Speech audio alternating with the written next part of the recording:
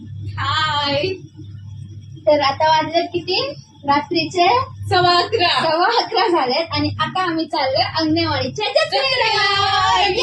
चलो. तर मंडळींनो, गाडीची टाकी फुल करून आम्ही निघालो जत्रेक जाऊ. गर्दी जाम होती म्हणून गाडी बाहेरच लावून आम्ही चलत चलत देवीच्या दर्शनासाठी निघालो.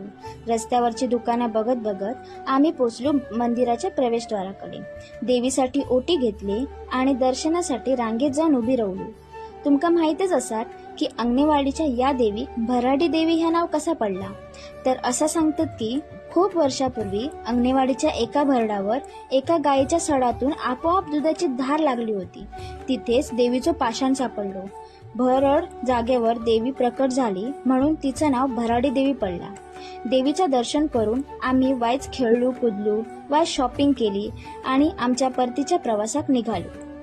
तर मंडळींनो, पुन्हा भेटू आमच्या पुढच्या ब्लॉगमध्ये. तोपर्यंत श्री स्वामी समर्थ. Bye bye.